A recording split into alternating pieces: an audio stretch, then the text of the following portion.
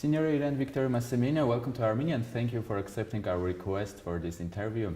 So, you are the rapporteur in the High Criminal Court of Buenos Aires State, Argentina, and throughout your professional career you have been extensively engaged in the activities related to genocide and genocide prevention. And your work as a scholar and human rights activist was related also to the issues of responsibility regarding to genocide and other crimes. You are also the co-director of the Iraq Project on Genocide Prevention and Accountability, member of the International Association of Genocide Scholars.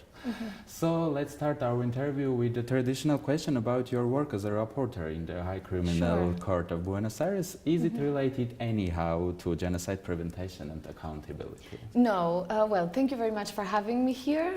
It is a pleasure actually, and thank you for your interest in my work, and I hope to contribute more on genocide prevention. No, the work particularly as a High Criminal Court rapporteur is related actually to human rights in the criminal system. So somehow it links to prevention, of course, of crime, and somehow indirectly to prevention of genocide. In particularly, I focus, when working as a High Criminal Court, I focus on sexual violence, violence against women, and of course, state violence as well, torture, etc. Although it's not entirely related, human rights violations, somehow related, definitely. And somehow it gives you the idea, and I've worked in justice processes as well, and gives you the idea of how the justice system works in terms of reparation and prevention, which is very important when coming to the issue of genocide in particular. Thank you. As a lawyer, do you think that the mechanism and instruments that exist and are at disposition of international organizations are robust enough to deal with the increasing rates of hate speech, discrimination and identity-based violence that could potentially lead to genocides? Yes, this is a very broad question actually, and I think if I may have a few minutes or we can keep on exchanging about this, is a very interesting and very important question. One of the main problems, I think, when coming to genocide prevention is recognition of the past, recognition of the different genocides that have occurred. And I think states, and of course the academic community as well, as a member of the academic community, besides my function as a member, as a public officer of the Argentine state, it is very important to recognize different genocides that have occurred not only in the 20th century, but even prior to that. We have a problem in recognizing such events. And justice is a very important factor or element in genocide prevention and in the recognition. I always say that we have two ways of building the truth. One is the media, and we sort of believe what we read and what we see in the news. We have our reservations, of course, because it's through different means of communication that might have different interests, yet that is one of it's yes, of course, but it is a way of constructing the truth. And the other way of constructing the truth is through the justice system, whether national or international. Today, I would say the international justice system, it's a great advance in the global legal system. The ICC, the International Criminal Court, and even the International Court of Justice are two fundamental elements that 50 or 60 years ago were only in the minds and in the idea of creating them. The first international trial was the Nuremberg trials, we could say, is the parent of that form of organization. Yet we see many failures in that. Yes. We've seen that they have failed in addressing properly the victims, they have failed in punishing and persecuting all perpetrators of crimes, they have failed also in addressing hate speech, although the Rwandan case is very interesting because it addressed hate speech as an element, not element of the crime, but as an important element in the conditions to create an atmosphere and the grounds for genocide. This was in the Akayesu case, is very, very important.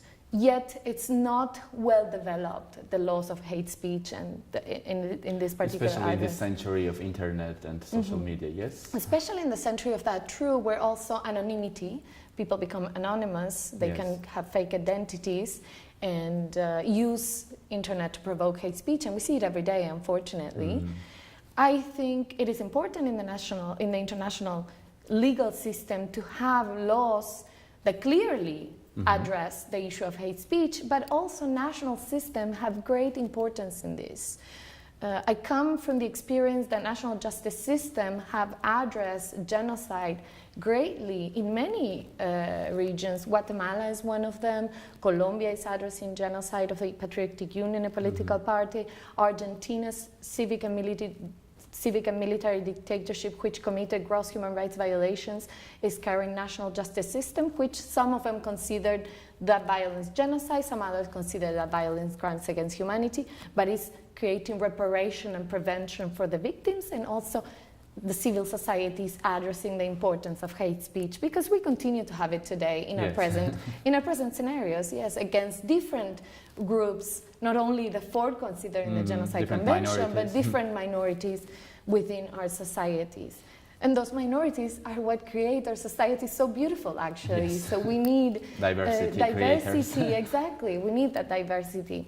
And I think, yes, there is a failure in the international community, and I think there's a huge responsibility of the national states to address this. There is also regional instruments and regional courts and regional commissions of human rights, of course not dealing with genocide or international crimes, but dealing with human rights violations that directly relate also to hate speech.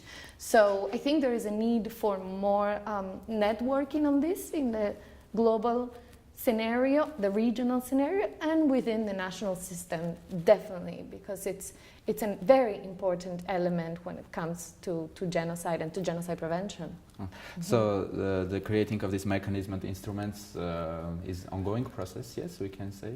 Yes, we can say it's an ongoing process, definitely. And we can say there is a lot being created in the academia about this, about hate speech, about the importance of it, and also in the social movements nationally, people are addressing the circumstance, because we've seen it publicly, even in the voice of global leaders, to have expression that could amount as hate speech, definitely, and could be associated with creating grounds for future genocides. So it's a very, very interesting and ongoing discussion, and hopefully will turn out to be a proper applicable law with public policies, not just the law, but the public policies that accompany that law in order to be applied on the grounds to have actual effect, not only the law itself.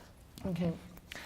So as you know, this year we celebrate the 70th anniversary of the adoption of the Convention on the Prevention and Punishment of the Crime of Genocide. And in 2015, Armenia led the global efforts to designate the 9th December as an International Day of Commemoration and Dignity of the Victims of the Crime of Genocide and of the prevention of this crime.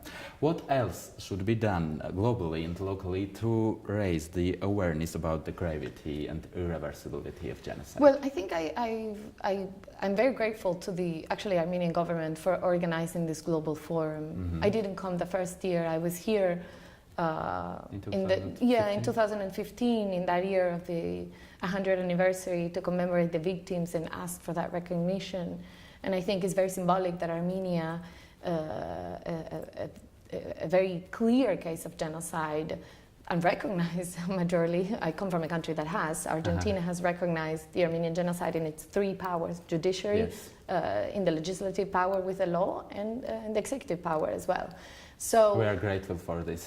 Thank you very much. I'm very proud of that and the policies of my country regarding to that, but the majority of countries in the world haven't. So I think it's very symbolic that Armenia is doing so. Unfortunately, it's the only country that is doing a global forum. And this is something I probably will address during my presentation at the forum, because I think it is important.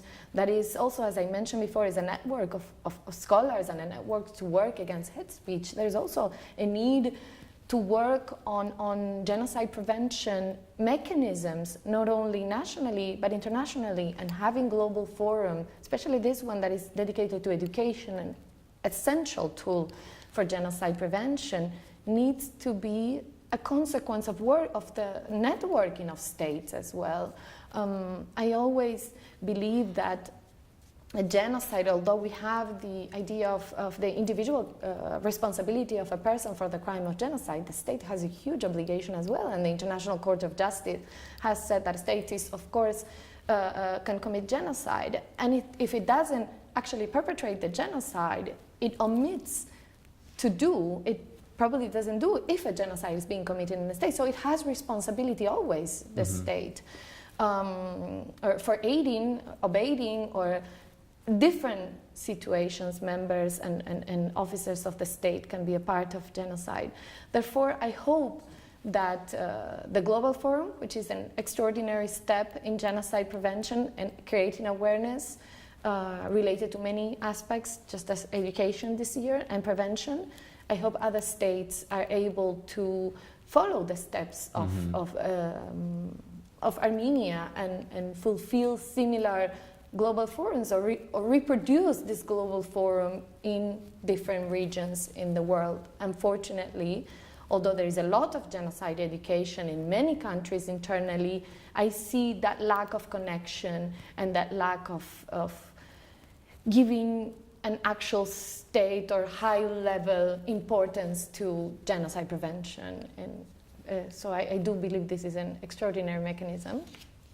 And definitely we have to address the issue of justice more, the issue of the International Criminal Court. Unfortunately, the International Criminal Court has a jurisdiction from 1998 on, not backwards. And also the importance of national systems to pursue, because of that problem of jurisdiction, to pursue internal trials, and in that the international community also should play an important role to push and support national justice systems to create accountability and responsibility for the crimes that have occurred, and then later on work in prevention in the future. Okay. And as I mentioned, you are co-director of the Iraq project on genocide prevention and accountability. Could you please elaborate a little on the work done within this project? Yes, this is an ongoing project. It's something that we've have a little bit of difficulty continuing or working due to financial issues, of course. But the idea is very interesting because my colleague Elisa von Joden-Forgi, who's also presenting here at the forum, is present. And I got involved in the Iraq situation and the genocide ISIS committees. Oh, I'm sorry, I think I'm good. ISIS committed against a number of majorities and minorities and a number of ethnic groups or national groups. Therefore, we found a very interesting field of work in Iraq, and that is grassroots organization. And at that grassroots level, we created forms of education for prevention, accountability and prevention, because in the case of Iraq, there was a genocide going on at that moment, and against the Yazidi people, unfortunately. And therefore, in their seek for justice, now the international community has created an investigative team to work in Iraq for investigating the crimes committed by ISIS. And hopefully we'll have a good outcome in reparation for the victims. One important element I always highlight when talking about accountability is not only about punishment, it's about addressing the victim and about repairing the victim and recognizing the victim as such, not only about the punishment of perpetrators, right? So this is the idea of the project, is to work to empower grassroots organizations, not in a patronizing way, but actually to give them the tools in order to spread the knowledge about genocide prevention and to end up creating a national mechanism that goes back and forth from the grassroots to the governmental level, of course, in central Iraq and also in Kurdistan. Unfortunately, we haven't got to central Iraq yet. The situation is complex and therefore the ground is not an easy ground to work with, but there is a lot of, I think, a lot of hope, especially in the grassroots and social organizations and social movements working for truth, memory, justice, etc. So hopefully we'll have a good outcome this project. Yes. So it's too early to speak about results, yes? Big results? It's too early, definitely. I think when one talks about genocide prevention and accountability, one can never talk. Armenia has been struggling for over 100 years to have the genocide recognized. This is something that should not happen in the international community. We have the case of the Rohingya now, for example, which is also a case that has been addressed as ethnic cleansing, then it has been addressed as possible genocide, but we take, and of course, as working in this area, I include myself, we take a little bit too long to name a crime as genocide for many reasons, right? And I think the consequences, the accountability, the finding of responsibility and addressing the victims. I don't like talking about numbers, but usually the number of victims of a genocide is enormous, and therefore that reparation takes very long time. And sometimes for some victims never comes because death finds them before through life, right? So it's very unfortunate, and it's difficult, yes, about my particular project with my colleague. It's very difficult to actually give or talk about results, but there's always hope, I think. If not, I wouldn't be working in this field for sure. So good luck, and thank you for this interview. Oh, thank you very much for having me. It's a pleasure, actually, and congratulations on this forum. I'm very excited to be here. Thank you. Thank you.